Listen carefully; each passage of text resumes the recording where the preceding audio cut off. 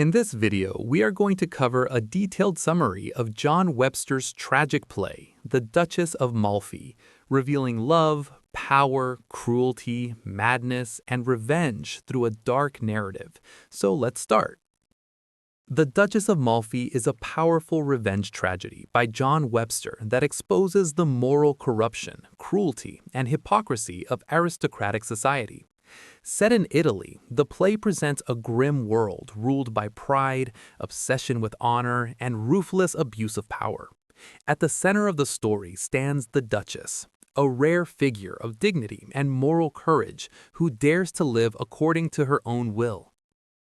The play begins at the court of Malfi shortly after the Duchess has been widowed. Though she holds a position of authority, her freedom is tightly controlled by her two brothers. Ferdinand, the Duke of Calabria, is violent, emotionally unstable, and obsessively concerned with family honor.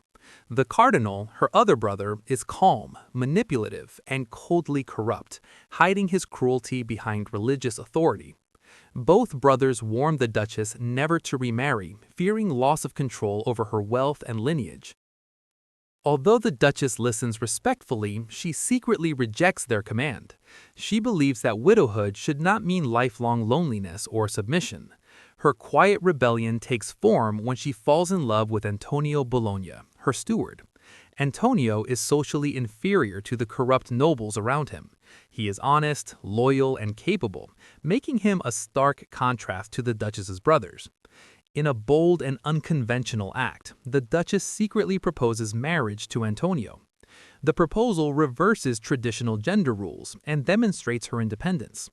Knowing the danger, Antonio hesitates but eventually agrees. They marry in secret, aided by the Duchess's maid, Cariola.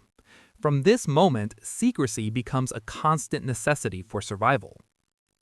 To maintain control over her sister, Ferdinand hires Bossola as a spy. Bossola is a disgruntled, cynical man who resents the powerful for exploiting him. Although he recognizes the immorality of spying, his desire for advancement drives him to accept Ferdinand's task. Bossola pretends loyalty to the Duchess while carefully observing her behavior. Over time, Bossola becomes suspicious when the Duchess grows pregnant. Through manipulation and deception, he confirms her condition. Although the Duchess gives birth in secret and manages to conceal her marriage for several years, Bossola eventually uncovers the truth and informs Ferdinand. Ferdinand's reaction is explosive and irrational. He becomes obsessed with the idea of his sister's sexuality, displaying disturbing jealousy and rage. His fury goes beyond concern for honor and reveals psychological instability. The Cardinal, by contrast, reacts with calculated cruelty. Together, the brothers decide that the Duchess must be destroyed. Ferdinand confronts the Duchess under the cover of darkness, presenting her with a dagger and threatening violence. Later, he subjects her to psychological torture, showing her wax figures made to resemble Antonio and her children, making her believe they are dead. This cruel deception is meant to break her spirit. Despite the mental torment, the Duchess remains calm, brave, and dignified. She refuses to express shame or regret for her marriage, declaring that she married for love and acted within her moral right. Her strength highlights her moral superiority over her brothers, who rely on fear and violence. Eventually, the Duchess is arrested and imprisoned in her own palace. She is separated from her children and stripped of power. Ferdinand orders her execution, but later regrets his decision, revealing inner conflict. However, the machinery of cruelty has already been set in motion. Executioners enter the Duchess's chamber disguised as madmen, adding psychological horror to her final moments. The Duchess faces death with extraordinary composure.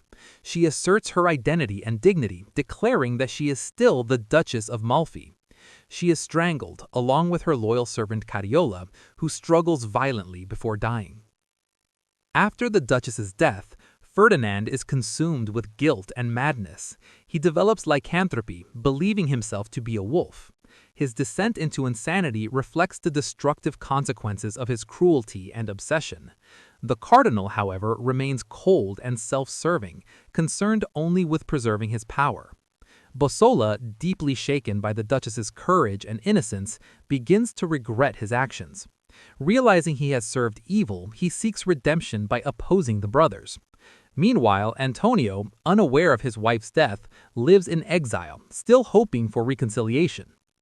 In the final act, chaos overwhelms the court. Bosola mistakenly kills Antonio in the darkness, thinking he is someone else. When he realizes the truth, Bosola is filled with remorse. Determined to expose the cardinal's crimes, he confronts him, leading to a series of violent encounters. The cardinal attempts to silence Bosola, but Ferdinand intervenes in his madness. In the confusion, Ferdinand wounds the cardinal, and Bosola kills Ferdinand.